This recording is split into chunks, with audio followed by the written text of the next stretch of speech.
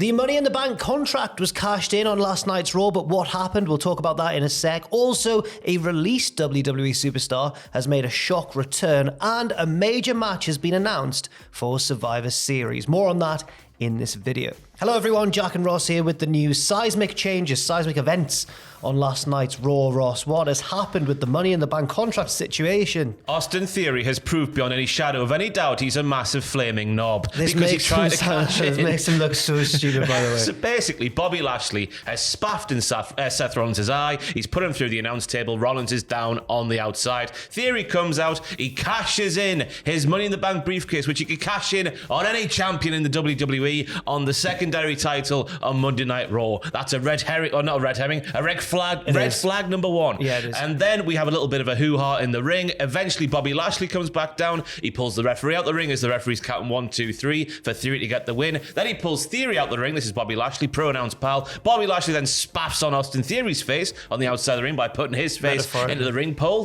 just a couple of times like he does to big sweaty men all the time. And then just as Theory's about to get counted out for the count of 10 by the referee, he rolls back in the ring at 9, curb stomp from Rollins, and Rollins retains. So the long and short of that is, as Ross has pointed out, Theory has decided to cash in his contract, it's worth repeating this, on the secondary United States Championship, not the world title, the secondary, even though he's attempted to cash it in on Roman Reigns before, he's now thought, that's too hard. And this is mere days after, of course, Roman Reigns' jaw was nearly just taken off his face by Logan Paul. Roman was there for the taking on. Well, maybe he wasn't on the plane. Maybe that's a bit of a bad example to use. But still, maybe there can always be a situation where he cashes in on a weakened Roman down the line before WrestleMania or before Money in the Bank. That's when the next one would be. Yeah. But instead, it's an illogical moving character for me, for Austin Theory, and he's lost. And in doing so, he becomes the fifth wrestler to unsuccessfully cash in a Money in the Bank contract, but the first to use it on a secondary championship. Very interesting. But I think it's I don't mind it, to be honest with you. Oh, really? Because Theory hasn't been booked very well over the last little while. He's lost a lot of matches,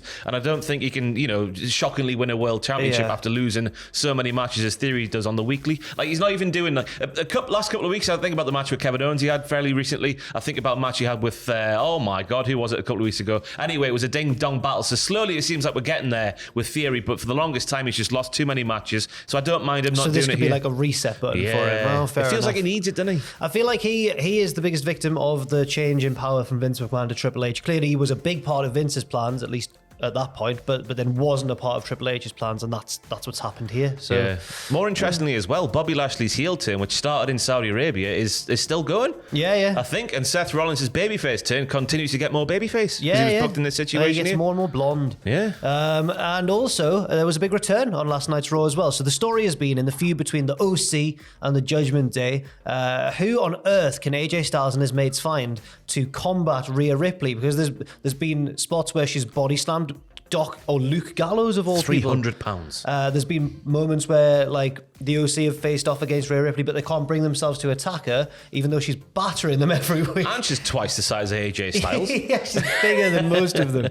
But they can't bring themselves to do that, so they need an equalizer. Well, that equalizer was revealed on last night's Raw. Mia Yim. Mia Yim has come back. Okay. Rhea Ripley's on the outside, giving it the old yappity yap, while AJ Styles and Finn Balor are cutting a promo about how the Bullet Club's old news, and the only thing over in this ring is the Judgment Day. Ba-boom! Yeah, cool bars, bro. Gesundheit. And then just out of nowhere, Rhea Ripley's just saying, well, nobody likes you, the OC. That's why nobody's coming to team with you. And AJ Styles basically says, we found somebody, a hooded figure, then attacks Rhea Ripley from the rear and then takes the hood down. Blue hair is seen. It's Mia Yim. Fair enough. We'll have to see how it goes. She obviously was recently in Impact Wrestling. That run ended last month, and she is now part of, it seems, Triple H's restocking, as it's been reported, of the women's division. It started with Emma, now it's Mia Yim. It certainly fits the bill, because the news on the reports and all that sort of stuff is saying that Triple H is trying to flesh the division out with TV-ready wrestlers. Okay. And of course, he knows Emma from the NXT days. He knows Mia Yim from the NXT days. So I imagine more people like that from... I guess Dakota Kai's an early example of that as well. Dakota Kai, yeah. Io Shirai. Well, I guess she was a call-up, wasn't she? She wasn't released It yet. felt like she was going out the door, wasn't it? But it's interesting, though, because I thought the way the storyline was going with Rhea just repeatedly mentioning Beth Phoenix was to somehow get Beth Phoenix back in the mix. She obviously has been saying, because I thought it was a shoot brothers. She was like the late Beth Phoenix. I was like, when the hell did I miss that? Yeah. And then she's obviously mocking her hairdo and all that sort of stuff. So I thought that's where it was going, but maybe it could still go there. But Mia Yim's being used to sort of get us there in the meantime. I don't know. Fair enough. On SmackDown, there's a World Cup going on? I don't. What? I'm getting PTSD. Why? Shane McMahon. Oh, when he became the greatest wrestler in the world ever. He won the first ever World Cup. He did. But the SmackDown World Cup is on now. Well, it's about to start. This couldn't possibly be a keyword-based tie-in with the real World Cup. I reckon it might be, Yeah, maybe. But an advert for that aired on last night's Raw, which clarified things a little bit further. Apparently, the winner of the SmackDown World Cup will receive a future IC title shot against the current Intercontinental Champion, Gunther. But so far, no participants have been announced. Can you think of a possible... Why would anyone want to win that if that's the prize? To get the IC title. You're going to get battered, though. Well, wrestlers are brave. They'll try their best. Stupid. Yeah. I don't know. Is it going to be more like a sort of like a World Cup flavour, like so people are representing countries, or is it going to be just a sort of like a roster of people and they just do the knockout formula like the World Cup tournament? I reckon it'll just be a basic knockout tournament, but I don't know though. We'll have to wait and see. We'll have to wait and see. Also, there could be interesting moves coming in the future for Alexa Bliss because, well, first of all, a crown jewel we saw when she was doing her and Asuka were doing like a backstage interview in sort of the gorilla-esque position, not fully in gorilla, but like behind the curtain. There was a TV monitor behind them, and as Bliss was talking, the moth or the fire, well, it's a firefly, I suppose. Yeah. The Bray Wyatt firefly logo appeared momentarily on the screen, and Bliss went, oh, rather than, because wrestlers haven't been noticing it so far, but this time Bliss went, oh. Tell you, Asuka as well sort of went. Oh, did she? Well, like she sucked a lemon at that precise moment. Oh, Sour Boy's the worst. On Raw, as they were making their entrance alongside Bianca Belair, like the babyface team that's feuding with Damage Control, the Tron went, whoa, and that turned into a firefly. Yeah, it looks like he's recruiting multiple ladies, Alexa Bliss and or Asuka. I think it's more likely Alexa Bliss on Monday Night Raw. Given their history, but it could be a nice little bait and switch if it's actually Asuka. But I was watching SmackDown obviously from last week, and I want to put that image in the screen right now. I'm going to send them on our messaging service, right? Because that there looks like Liv Morgan, and in the last couple of Liv Morgan backstage brawls, there's been like a druid figure in the background of one of them a few months ago. Then the brawl, not on Fridays, but the Friday before, there was a brawl with Sonya Deville on the floor, and they were next to a crate where Bray Wyatt's logo was on the crate as well. Yep. Deliberately in shots. I reckon he could be trying to get the 2 of 3, 3 of 3. Very interesting. He's indeed. a ladies' man as Bray Wyatt. We'll have to wait and see if that's confirmed. And also, the first WarGames match has been announced for the upcoming Survivor Series premium live event.